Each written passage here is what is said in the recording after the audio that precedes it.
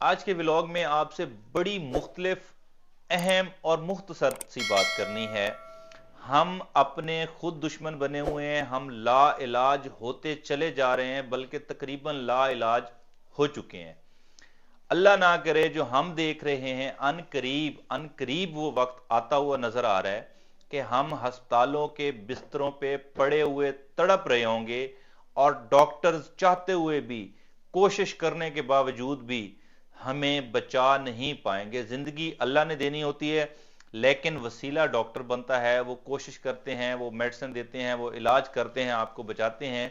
लेकिन मुझे रहम आ रहा है, तरस आ रहा है अपनी हालत पे भी, आपकी हालत पे भी, क्योंकि अनकरीब मुझे जो सिनेरियो नजर आ रहा है कि डॉक्टर चाह के भी आपको ट्रीट नहीं कर पाएंगे। वो क्यों नहीं कर पाएंगे? मैं आपको एक छोटी सी मिसाल दे देता हूं, बल्कि मैं आपको उन दवाइयों की मिसाल दे देता हूं जो आप जानते हैं। दवाइयों की लिस्ट बहुत लंबी है, लेकिन चंद एक दवाइयां जो आम फेमिलियर हैं। एक टाइम होता था लोगों को जब कोई बीमारी, इन्फेक्शन या प्रॉब्लम होती थी, या कोई बड़ी से बड़ी बैक्टीरियल इन्फेक्शन भी होती थी, तो अस्पतालों में जब जाते थे तो डॉक्टर बेसिक एंटीबायोटिक से उनका इलाज कर लेते थे। एम्पीसिलिन वगैरह से भी उनको ट्रीट करते थे और वो ठीक हो जाते थे। लेकिन जब एम्पीसिलिन का इस्तेमाल बढ़ा, उसका एक्सपोजर बढ़ा, उसकी रेजिस्टेंस बढ़ी, तो एम्पीसिलिन के बाद फिर आती चली गई एंटीबायोटिक्स और वो देते चले गए।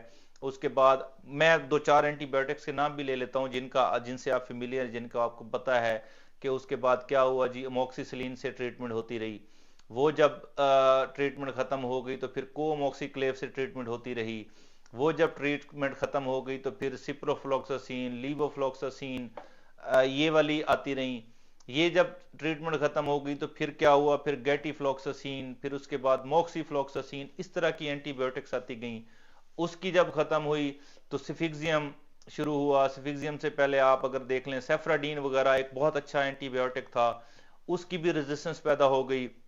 उसके बाद करते कराते हालात यहां तक पहुंचे कि अजिथ्रोमाइसिन एक ऐसी एंटीबायोटिक थी जो टाइफाइड फीवर का बड़ा गंदा जरासीम होता है, बड़ा इसे ढीठ जरासीम भी आप कह सकते हैं, ढीठ बैक्टीरिया भी कह सकते हैं। तो इसके अगेंस्ट अभी कुछ साल पहले सिर्फ अजिथ्रोमाइसिन जो है वो इसके अगेंस्ट मौसर पाई गई। बाकी सारी पिछली एंटीबायोटिक्स जो है, जिनके मैंने नाम लिए हैं या जिनके नाम नहीं लिए, या इंजेक्टेबल्स हैं या कैप्सूल्स हैं, टैबलेट्स हैं, या किसी भी फॉर्म में हैं, वो रेजिस्टेंस पैदा हो चुकी थी। बहुत सारे डॉक्टर्स ने, बहुत सारे फार्मासिस्ट ने, बहुत सारे मेडिकल जानने वाले लोगों ने रिक्वेस्टें की कि अंधाधुंध एंटीबायोटिक्स का इस्तेमाल बंद कीजिए, नहीं तो अनकरीब ये भी आपकी जो है रेजिस्टेंस पैदा हो गई। फिर हमारे पास शायद कोई first generation, second generation, third generation, fourth generation कोई एंटीबायोटिक बचेगी नहीं। खैर, अवामुन नास के लिए ये इतला है कि अजिथ्रोमाइसिन, क्लेरिथ्रोमाइसिन और इसके बाद लिंजोलेड वगैरह भी जो लेटेस्ट एंटीबायोटिक्स आई हैं, वो भी आपके टाइफाइड समेत बहुत सारी बीमारियों में अपना असर खो चुके हैं। अब उनसे भी मरीज ठीक नहीं होते। आप अक्सर सोचते होंगे कि लोग ला इलाज क्यों होते जा रहे हैं।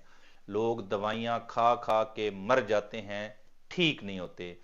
परहेज करते हैं, सब कुछ करते हैं, हल्का सा भी मसला हो जाए दवाइयों का असर नहीं होता, तो दवाइयां अपना असर छोड़ चुकी हैं। उसमें गलती हमारी भी है। गैर ज़रूरी और गैर मुहतात तौर पे लोगों को एंटीबायोटिक्स दी गई, हल्की सी बीमारी में हैवी एंटीबायोटिक्स दी गई, उसमें गलती आपकी भी है। सेल्फ मेडिकेशन एक बहुत बड़ा जुर्म है। यहाँ पे आप यकीन करें, किसी को फ्लू भी होता है तो वो स्टार्ट ही अजिथ्रोमाइसिन से लेता है। अब डॉक्टर भी करे तो क्या करे, जब आपने स्टार्ट ही अजिथ्रो से लिया है, आपको क्या लगता है उसके बाद वो लिवोफ्लॉक्सासिन या उसके बाद वो सिप्रोफ्लॉक्सासिन या कोअमोक्सिक्लेव या एम्पीसिलिन या अमोक्सिसिलिन या उससे किससे ठीक करेगा आपको? जब आप अजिथ्रोमाइसिन, आप यकीन करें हमारे पास पेशेंट आते हैं अजिथ्रोमाइसिन 500 बीडी यानी सुबह शाम 10-10 दिन से खा रहे होते हैं। अब अजिथ्रो के बाद आप उसको क्या देंगे? एक बंदा जब आखिरी सीढ़ी पे सबसे पहले पांव रख ले तो उसके बाद ऊपर कोई सीढ़ी नहीं होती, उसके बाद उसने नीचे ही आना है। तो आप आखिरी सीढ़ी पे पहले पांव रख के आए होते हैं, तो उसके बाद डॉक्टर आपको ट्रीट करे तो कैसे करे? तो आपके लिए इतला ये है कि आपकी मोस्टली एंटीबायोटिक्स जो हैं वो अपना असर छोड़ चुकी हैं। खुदा न खास्ता मुझे जो नजर आ रहा है कि अल्लाह ना करे कुछ सालों बाद हशर ये होगा कि हम, हमारे बहन भाई, हमारे दोस्त, हमारे माशरे में लोग बीमारियों की तकलीफ से तड़प रहे होंगे, जबकि डॉक्टर्स के पास उनको देने के लिए सवाए तसल्लियों के कुछ नहीं होगा, क्योंकि दवाइयां तो असर छोड़ चुकी होंगी। अब भी कोई चंद दवाइयां ऐसी हैं जो थोड़ा बहुत असर रखती हैं। ये मेरे हाथ जुड़े देखें, खुदारा खुदारा मैं आपसे रिक्वेस्ट कर रहा हूं कि अगर आप चाहते हैं कि आप इस वर्स्ट सिनेरियो में ना जाएं, आप इस शदीद तरीन हालत में ना गिर जाएं, तो खुदा के लिए दो काम कीजिए। एक तो सेल्फ मेडिकेशन बंद कीजिए, दूसरा छोटी छोटी बातों पे एंटीबायोटिक खाना बंद कीजिए। अगर अब भी आप इसको सीरियस नहीं लेंगे तो अनकरीब हम मुकम्मल लाइलाज हो चुके होंगे, फिर सवाए तकलीफ, मुसीबत और मौत के दूसरी कोई चीज हमारे और बीमारी के दरमियान नहीं होगी। खुदा आप सबको सलामत रखे और खुदा हमें इस मसले की नौयत को समझने और हमारी हुकूमतों को भी इस पे कुछ सीरियस वर्क करने की तौफीक अता फरमाए। अल्लाह ताला आप सबको सेहत वाली लंबी जिंदगी दें। कोई सवाल हो तो पूछ लीजिएगा, इंशाल्लाह जरूर आंसर दे दिया जाएगा। Thank you very much.